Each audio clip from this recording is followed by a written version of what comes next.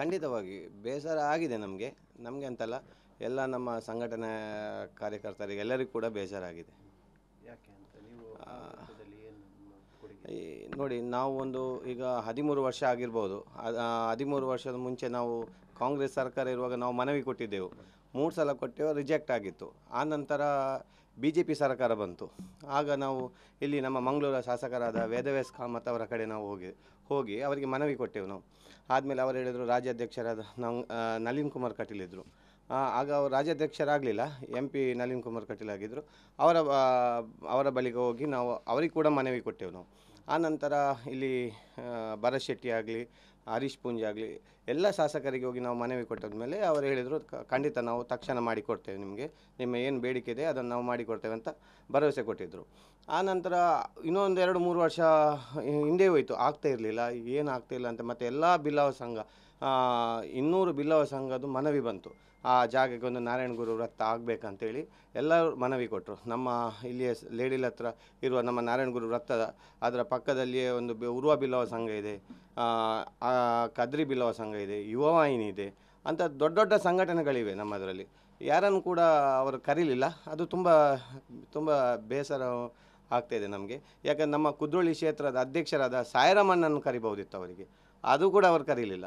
ಇಲ್ಲಿ ನೋಡಿ, ನಮಗೆ ಯಾಕೆ ಬೇಸರ ಆಗ್ತಾಯಿದೆ ಅಂದರೆ, ಅಲ್ಲಿ ಏರ್ಪೋರ್ಟಿಗೆ ಬಿಸ್ನೆಸ್ ಮ್ಯಾನ್ಗಳು ಹೋಗಿದ್ದಾರೆ, ಪಕ್ಷ ವಿರೋಧಿ ಮಾಡಿದವರು ಹೋಗಿದ್ದಾರೆ ಅಲ್ಲಿಗೆ ಮೋದಿಜಿಯನ್ನು ವೆಲ್ಕಮ್ ಮಾಡಲಿಕ್ಕೆ.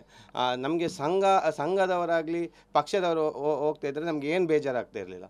ಇದು ಬೇಸರ ಆಗೋದು ನಮಗೆ ಅಂದರೆ, ಯಾರು ಬಿಸ್ನೆಸ್ ಮ್ಯಾನ್ ಇದ್ದಾರೆ ಅವರಿಗೆ ಹೋಗ್ಬೋದಾ, ಯಾರು ಪಕ್ಷ ವಿರೋಧ ಯಾರು ಮಾಡಿದ್ದಾರೆ ಅವರಿಗೆ ಹೋಗ್ಬೋದಾ, ಅದೇ ನಮ್ಮ ಸಂಘಟನೆ ಅವರಿಗೆ ಕಾಣಲಿಲ್ವಾ ಅಂತ ನಮಗೆ ತುಂಬ ಬೇಸರ ಮೂಡಿದೆ. ಸತೀಶ್ ಕುಂಪಾಳ ಹೇಳ್ತಾರೆ ಯಾರನ್ನು ಕೂಡ ಕಡೆಗಣಿಸಿಲ್ಲ ಅಂತ ಹೇಳಿ, ಏನು ಹೇಳ್ತೀರಿ? ನೋಡಿ, ಸತೀಶ್ ಕುಂಪಾಳ ಎಲ್ಲಿದ್ದರು? ಈ ಸರ್ಕಲ್ ಮಾಡಲಿಕ್ಕೆ ನಾವು ಇಷ್ಟು ಹೋರಾಟ ಮಾಡುವಾಗ ಸತೀಶ್ ಕುಂಪಾಳ ಅವರು ಎಲ್ಲಿದ್ದರು? ಅವರು ಈಗ ಬಂದು ಅವರ ರಾಜಕೀಯ ಲಾಭಗೋಸ್ಕರ ಅವರು ಬಂದು ಪ್ರಚಾರಕ್ಕೆ ಬರೋದು. ಜಿಲ್ಲಾಧ್ಯಕ್ಷರಾಗಲಿಕ್ಕೆ ಸಹ ಅವರೊಂದು ಬಿಲ್ಲವ ಸಮುದಾಯ ಅಂತ ಹೇಳಿ ಅವರನ್ನು ಜಿಲ್ಲಾಧ್ಯಕ್ಷ ಮಾಡಿದರು. ಇಲ್ಲದ್ರೆ ಅವರನ್ನು ಎಲ್ಲಿ ಯಾರು ರೆಕಾಗ್ನೈಸ್ ಮಾಡಿದ್ರು? ಬಿಲ್ಲವರಿಗೆ ಏನು ಮಾಡಿದ್ದಾರೆ ಅಂತ ಅದು ಫಸ್ಟ್ ಅವಳು ಹೇಳಿ ನಮಗೆ. ಏನು ಬಿಲ್ಲವರಿಗೋಸ್ಕರ, ಬಿಲ್ಲವ ಸಮುದಾಯರಿಗೆ ಅವರ ಏನು ಕೊಡುಗೆ ಇದೆ ಅಂತೇಳಿ ಮಾತಾಡಲಿಕ್ಕೆ. ರಾಜಕೀಯಕ್ಕೋಸ್ಕರ ಏನೋ ಕೂಡ, ಯಾಕಂದರೆ ಅವ್ರದ್ದು ರಾಜಕೀಯದೊಂದು ಏಮಿರುತ್ತೆ, ನಮಗೆ ನೆಕ್ಸ್ಟ್ ಇನ್ನೇನಾಗಬೇಕು ಏನೋ, ಅದಕ್ಕೋಸ್ಕರ ಅವರು ಏನು ಬೇಕು ಅವರಿಗೆ ಸ್ಟೇಟ್ಮೆಂಟ್ ಕೊಡ್ತಾರೆ. ಅದನ್ನು ಬಿಟ್ಟು ಬೇರೆ ಏನೋ ಅವರಿಗೆ ಏನು ಹೇಳೋದು, ಬೇರೆ ಏನು ಹೇಳಲಿಕ್ಕೆ ಆಗಲ್ಲ ನಮಗೆ ಅವ್ರ ಬಗ್ಗೆ. ಚುನಾವಣೆ ನೆಪಕ್ಕಾಗಿ ನಾರಾಯಣ ಗುರುಗಳನ್ನು ಬಳಸ್ಕೊಂಡಿದ್ರು, ಅದರ ಬಗ್ಗೆ ನನಗೆ ಗೊತ್ತಿಲ್ಲ ಏನಂತ. ಈಗ ನೋಡಿ, ನಮಗೆ ನಮ್ಮ ಸಮುದಾಯವರನ್ನು ಕರೀಲಿಲ್ಲಲ್ಲ, ಅದು ನಮಗೆ ತುಂಬ ಬೇಜಾರು ಉಂಟಾಗಿದೆ ನಮಗೆ. ಯಾಕಂದರೆ ನಮ್ಮ ಕುದ್ರೋಳಿ ದೇವಸ್ಥಾನದ ಪ್ರಮುಖವಾಗಿ ನಾವು ಕುದ್ರೋಳಿ ದೇವಸ್ಥಾನದ ಅಧ್ಯಕ್ಷ HS ಸಾಯಿರಾಮ ಅವರಿದ್ದಾರೆ. ನಮಗೆ ಅವರನ್ನಾದರೆ ಒಂದು ಮುಂದೆ ನಿಲ್ಲಿಸ್ತಿದ್ರೆ ನಮಗೆ ಸ್ವಲ್ಪ ಯಾರಿಗೂ ಕೂಡ ಬೇಜಾರಾಗಿ. ಯಾಕಂದರೆ ನಮ್ಗೆ ಆ ಕುದ್ರೋಳಿ ದೇವಸ್ಥಾನ ನಮ್ಮ ಇಲ್ಲಿ ಎಲ್ಲರೂ ನಾವು ಇದು ಆರಾಧನೆ ಮಾಡೋದು ನಮ್ಮ ದೇವರಲ್ಲಿ ಕುದ್ರೋಳಿ ದೇವಸ್ಥಾನ ನಮ್ಮ ಇದು ಪ್ರಮುಖವಾಗಿ ನಮ್ಮ ಕ್ಷೇತ್ರ. ಅದು ಅಲ್ಲಿದೊಂದು ಅಧ್ಯಕ್ಷರನ್ನು ಕರಿತಾ ಇದ್ರೆ ಸಂತೋಷ ಆಗ್ತಾ ಇತ್ತು ಅದಕ್ಕೆ ಅಷ್ಟೇ. ತುಂಬ ಜನ ಶ್ರಮ ಪಟ್ಟಿದ್ರು, ಸ್ವಾಗತಿಸಲಿಕ್ಕೆ ಅಲ್ಲದಿದ್ರು ಕೂಡ ಒಂದು ಕಾರ್ಯಕ್ರಮ ಇದೆ ಬಂತ ಹೇಳಿದ್ದಾರೆ. ಅದೇ ನೋಡಿ, ಇದು ಸರ್ಕಲ್ ಆಗುವ ಮುಂಚೆ ನಮ್ಮ ಸ್ಥಳೀಯ ಸ್ಟೇಷನಲ್ಲಿ ಒಂದು 7-8 ಸಲ ನನ್ನನ್ನು ಕರ್ಕೊಂಡು ಹೋಗಿದ್ರು. ಅದು ಯಾಕಂದ್ರೆ ನಾವು ಆ ಸರ್ಕಲ್ ಹತ್ರ ಹೋಗುವಾಗೇ ಇರಲಿಲ್ಲ. ಆ ಸಂದರ್ಭದಲ್ಲಿ ನಮಗೆ ನಮ್ಮ ಈಗ ರಾಜ್ಯಾಧ್ಯಕ್ಷರಾಗಿದ್ದ ನಳಿನ್ ಕುಮಾರ್ ಕಟೀಲ್ ಆಗಲಿ, ವೇದವ್ಯಾಸ್ ಕಾಮತ್ ಆಗಲಿ, ತಕ್ಷಣ ನನ್ನನ್ನು ಯಾವ ಸ್ಟೇಷನಲ್ಲಿ ಕರೀತಾರೋ ಆ ಕ್ಷಣವೇ ಅವರು ಫೋನ್ ಮಾಡಿ ನನ್ನನ್ನು ಬಿಡಿಸ್ತಾ ಬರ್ತಾಯಿದ್ರು. ಅದೆಲ್ಲ ನಮಗೆ ಅವರನ್ನೀಗ ಈ ಸಂದರ್ಭದಲ್ಲಿ ನಾವು ನೆನಪು ಮಾಡಬೇಕು ಅವರನ್ನೆಲ್ಲ. ಹಾಗೆ ನಮ್ಮ ಮೇಯರ್ ದಿವಾಕರ್ ಪಾಂಡೇಶ್ವರ ಅವರು ಕೂಡ ತುಂಬ ಸಪೋರ್ಟ್ ಮಾಡಿದ್ದಾರೆ. ಆಗ ಮೇಯರ್ ಆಗಿದ್ದರು ಅವರು. ಅಲ್ಲಿ ತುಂಬ ಅಬ್ಜೆಕ್ಷನ್ ಎಲ್ಲ ತುಂಬ ಬಂದಿತ್ತು ಆ ಸರ್ಕಲಿಗೆ. ಆ ಟೈಮಿಗೆಲ್ಲ ಇವರೆಲ್ಲರೂ ಆ ಸರ್ಕಲ್ಗೆ ಸಪೋರ್ಟ್ ಮಾಡಿದರು. ಮತ್ತು ಇತ್ತೀಚೆಗೆ ನೋಡಿ, ಈಗ ಮೇಯರ್ ಸುಧೀರ್ ಶೆಟ್ಟಿ ಅವರಿದ್ದಾರೆ. ಅವರನ್ನು ಕೂಡ ಮೊನ್ನೆ ಕರೀಲಿಲ್ಲ. ಪ್ರಥಮ ಪ್ರಜೆ ಅವರು ಎಲ್ಲ ಏನಂದರೆ ಅವರು ಕೂಡ ಮುಂದೆ ಇರಬೇಕಿತ್ತು, ಅವರಿಲ್ಲ. ಎಲ್ಲ ಬಿಸ್ನೆಸ್ ಮ್ಯಾನ್ಗಳೇ ಹೋಗಿದ್ದಾರೆ ಈ ಮೊನ್ನೆ ಮೋದಿಜಿ ಬರುವಾಗ. ಈಗ ಬಣ ರಾಜಕೀಯದಿಂದ ಈ ಥರ ಇದಾಗ್ತಿದೆ ಅಂತ ಹೇಳಿ ಆಗಿರ್ಬೋದು. ಯಾಕಂದರೆ ನೋಡಿ, ಈಗ ನಾವಂದರೆ ನಳಿನ್ ಕುಮಾರ್ ಕಟೀಲ್ ಅವರ ಹತ್ರ ತುಂಬ ನಮ್ಮ ಬೇಡಿಕೆ, ನಮ್ಮ ಏನೆಲ್ಲ ಬೇಡಿಕೆ ಇದೆ ನಾವು ಅವರ ಹತ್ರ ಹೋಗ್ತಾಯಿದ್ದೆವು. ಹೋಗಿ ಅವರು ತಕ್ಷಣ ಮಾಡಿಕೊಡ್ತಾಯಿದ್ರು. ಪ್ರತಿಯೊಂದು ಬೇಡಿಕೆ ಏನಿದ್ರೆ ಸಹ ನಮ್ಮ ಸಮುದಾಯದವರಿಗೆ ಆಗಲಿ, ನಮ್ಮ ಸಂಘಟನೆಯವರಿಗೆ ಆಗಲಿ ಏನಿದ್ರೆ ಸಹ ನಳಿನ್ ಕುಮಾರ್ ಕಟೀಲ್, ವೇದವ್ಯಾಸ್ ಕಾಮತ್, ಭರತ್ ಶೆಟ್ಟಿ ಆಗಲಿ, ಹರೀಶ್ ಪೂಂಜೆ ಆಗಲಿ ಎಲ್ಲರೂ ಮಾಡಿಕೊಡ್ತಾಯಿದ್ರು. ಈಗ ಏನಾಗಿದೆ ಅಂದರೆ ಇಲ್ಲಿ ಒಂಥರ ಬನದ ಥರ ಆಗಿದೆ. ಏನಂದರೆ ಎರಡು ಒಂದು ನಳಿನನ್ನೊಂದು, ಒಂದು ಬ್ರಿಜೇಶ್ ಚೌಟ ಒಂದು. ಏನಂದರೆ ಈಗ ನಳಿನನ್ ಜೊತೆ ಯಾರೆಲ್ಲ ಇದ್ದಾರೆ ಅವರೆಲ್ಲ ನನ್ನ ಸೈಡ್ ಲೈನ್ ಮಾಡ್ತಿದ್ದಾರೆ. ನೀವು ಬೇಕಾದ್ರೆ ನೋಡ್ಬೋದು ಅವ್ರ ಜೊತೆ ಯಾರೆಲ್ಲ ಇದ್ದಾರೆ ಅವರಲ್ಲಿ ಏನು ಜವಾಬ್ದಾರಿ ಕೂಡ ಇಲ್ಲ. ಹೀಗೆ ಇತ್ತೀಚೆಗೆ ತುಂಬ ಹೊರಗಿಂದ ನಮಗೆಲ್ಲ ಕೇಳಿ ಬರ್ತಿದೆ, ವೇದವ್ಯಾಸ್ ಕಾಮತ್ ಆಗಲಿ ಭರತನ ಎಲ್ಲರದ್ದು ಹೆಸರು ಬರ್ತಿದೆ. ಇನ್ನು ಅವರಿಗೆ ಕೂಡ ನೆಕ್ಸ್ಟ್ ಟೈಮಲ್ಲಿ MLA ಸೀಟ್ ಸಿಕ್ಕುವುದೇ ತುಂಬ ಕಷ್ಟ ಅಂತ ಇದೆ ನಮಗೆ ಇದಿರೋದು ಮಾಹಿತಿ ಬಂದಾಗೆ, ಹೊರಗಿಂದ ಮಾಹಿತಿ ಬಂದಾಗೆ. ಕೊನೆಯದಾಗಿ ಏನು ಹೇಳ್ತೀರಾ ಅಂತ? ತಮ್ಮ ಮುಂದಿನ ನಿಲುವು ಏನು, ನೀವು ಏನಕ್ಕೆ ರಿಯಾಕ್ಷನ್?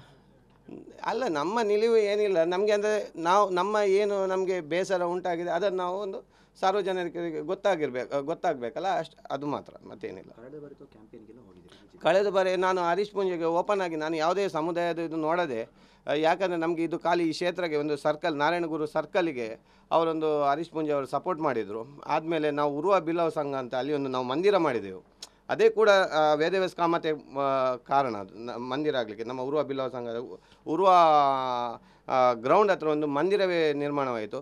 ಅದಕ್ಕೆ ಕಾರಣ ವೇದವ್ಯಾಸ್ ಕಾಮತ್. ಆ ಟೈಮಿಗೆ ಸಹ ಹರೀಶ್ ಪೂಂಜೆ ಸಹ ಸಪೋರ್ಟ್ ಮಾಡಿದ್ದಾರೆ, ನಳಿನ್ ಕುಮಾರ್ ಸಹ ಸಪೋರ್ಟ್ ಮಾಡಿದ್ದಾರೆ. ಇಷ್ಟೆಲ್ಲ ಅವರು ಸಪೋರ್ಟ್ ಮಾಡಿರುವಾಗ ಆಗ ನಮಗೆ ಯಾವುದೇ ನಮಗೆ ಸಮುದಾಯ ನೋಡಲಿಕ್ಕೆ ಆಗಲಿ. ಯಾಕಂದರೆ ನಮಗೆ ನಾರಾಯಣಗುರು ಪ್ರಮುಖವಾಗಿ ಇರೋದು. ನಾರಾಯಣಗುರು ಸ್ಥಾಪನೆಗೆ ಇವರೆಲ್ಲ ಸಪೋರ್ಟ್ ಮಾಡುವಾಗ ನಾವು ಅವರ ರಾಜಕೀಯದ ಟೈಮ್ಗೆ ನಾವು ಖಂಡಿತ ಅವರಿಗೆ ಹೋಗಲೇಬೇಕಾಗತ್ತೆ. ಅದಕ್ಕೋಸ್ಕರ ನಾನು ಹೋಗಿದ್ದೇನೆ. ಈ ಸಲ ನಿಲುವು ಏನಂದರೆ ಅಲ್ಲ, ಅದು ಜನರಿಗೆ ಬಿಟ್ಟದ್ದು, ನಾವೇನು ಹೇಳಲಿಕ್ಕಾಗಲ್ಲ. ಅವರಿಗೆ ಯಾವುದಕ್ಕೆ ಮತ ಹಾಕಬೇಕು ಅದಕ್ಕೆ ಹಾಕ್ಬೋದು. ಪ್ರಚಾರಕ್ಕೆ ಖಂಡಿತ ನಾನು ಯಾವುದಕ್ಕೂ ಕೂಡ ಪ್ರಚಾರಕ್ಕೆ ಹೋಗಲ್ಲ. ನಿಮ್ಮ ಸಮುದಾಯದವರೇ ಒಬ್ಬರು ನಿಂತಿದ್ದಾರೆ ಕಾಂಗ್ರೆಸ್ಸಲ್ಲಿ, ಯಾರು ಒಳ್ಳೆಯವರು, ಯಾರು ಒಳ್ಳೆ ಕೆಲಸ ಮಾಡ್ತಾರೆ ಸಮಾಜಕ್ಕೆ, ಯಾರು ಬೇಕಾಗತ್ತೆ ಅಂತ ಜನರು ಅದನ್ನು ಡಿಸಿಷನ್ ಮಾಡ್ತಾರೆ, ಸಪೋರ್ಟ್ ಮಾಡಿ ಯಾರನ್ನು ಬೇಕೋ ಅವರನ್ನು ಗೆಲ್ಲಿಸ್ತಾರೆ ಅಷ್ಟೇ. ನಿಮ್ಮ ಜೊತೆ ಇದ್ದವರಿಗೆ ಕೂಡ ಇದೇ ರೀತಿ ಬೇಸರ ಇದೆಯಾ? ನಿಮ್ಮ ಜೊತೆ ಹಂಚಿಕೊಂಡಿದ್ದಾರೆ ತುಂಬ ಜನ ಇದು. ಯಾಕಂದರೆ ನಮ್ಮ ಸಮುದಾಯದವರು ಕೂಡ ತುಂಬ ಬೇಜಾರಿದೆ, ಬೇಸರ ತುಂಬ ಆಗ್ತದೆ. ಯಾಕಂದರೆ ನಮ್ಮನಲ್ಲಿ ಒಂದು ಕಾಲಿ ನಮಗೆ ಹೇಳ್ಬೋದಿತ್ತು ಬನ್ನಿ ಅಂತ. ನಮಗೇನು ಮೋದಿಜಿಯವರ ಹತ್ರ ಹೋಗಿ ನಮಗೇನು ಹಾರ ಹಾಕಬೇಕು ಕೊಡಬೇಕಂತೇನಿರಲಿಲ್ಲ. ನಮಗೆ ಅವರ ದೊಡ್ಡ ಅಭಿಮಾನಿ ನಾನು ಮೋದಿಜಿಯವರ. ನಾನಂದರೆ ಈಗಲ್ಲ ಹರೀಶ್ ಪೂಂಜೆನ ಕ್ಯಾನ್ವೆಸಿಂಗ್ ಹೋಗೋಗೆ ನಾನು ಅಲ್ಲಿ ಕೂಡ ನಾನು ಮೆನ್ಷನ್ ಮಾಡಿದ್ದೇನೆ ನಾನು ಮೋದಿ ಅವರ ಅಭಿಮಾನಿ ಅಂತ. ಆಗ ಇವರು ಇಷ್ಟೆಲ್ಲ ನಾವು ಈ ಸರ್ಕಲ್ಗೋಸ್ಕರ ಇಷ್ಟೆಲ್ಲ ಹೋರಾಟ ಮಾಡಿದವರು ನಾವೇ ಅವರಿಗೆ ಬೇಡವಾಯ್ತು. ಈಗ ತೊಂದರೆ ಇಲ್ಲ, ದೇವರು ನೋಡ್ತಾರೆ ಅಷ್ಟೇ. ನೋಡಿ, ಸತೀಶ್ ಕುಂಪಳ ಅವರು ಇದೇ ಲಾಸ್ಟ್ ಟೈಮ್ MLA ಚುನಾವಣೆ ಟೈಮ್ಗೆ ನನಗೆ ಫೋನ್ ಮಾಡಿ ಹೇಳ್ತಿದ್ದರು, ರಾಜ್ಯಾಧ್ಯಕ್ಷರಾದ ನಳಿನ್ ಕುಮಾರ್ ಜೊತೆ ಒಂದು ಹೇಳಿ, ನನ್ನ ಬಗ್ಗೆ ಸ್ವಲ್ಪ ಒಳ್ಳೇದು ಮಾತಾಡಿ ಒಂದು ಹೇಳಿ ಅವರಿಗೆ ಅಂತ ಸೀಟ್ಗೋಸ್ಕರ. ಆಗ ಅವರಿಗೆ ನಾವು ಬೇಕಾಯಿತು. ಈಗ ಅವರಿಗೆ ಈ ನಾರಾಯಣಗುರು ವೃತ್ತದ ಮೇಲೆ ಸರ್ಕಲ್ಗೆ ಇನಾಗ್ರೇಷನ್ ಆಗುವಾಗ ನಾವು ಬೇಡವಾಯಿತು ಅವರಿಗೆ. ಅದಲ್ಲದೆ ನೋಡಿ, ಸತೀಶ್ ಕುಂಪಳ ಅವರಿಗೇನು ಜಿಲ್ಲಾಧ್ಯಕ್ಷ ಏನು ಶಾಶ್ವತ ಅಲ್ಲ, ಅದೇ ಇರೋದು ಖಾಲಿ 3 ವರ್ಷ ಮಾತ್ರ. ಆ ನಂತರ ಅವರು ನಮಗೆ ಸಾಮಾನ್ಯ ಕಾರ್ಯಕರ್ತರೇ ಆಗಿ ಇರ್ತಾರೆ. ಅದೊಂದು ಅವರ ತಲೆಯಲ್ಲಿ ನೆನಪಿರಬೇಕು ಅಷ್ಟೇ. ಈಗ ಯಾಕೆ ಕಡೆಗಣನೆ ಮಾಡ್ತಿದ್ದಾರೆ ನಿಮ್ಮನ್ನು?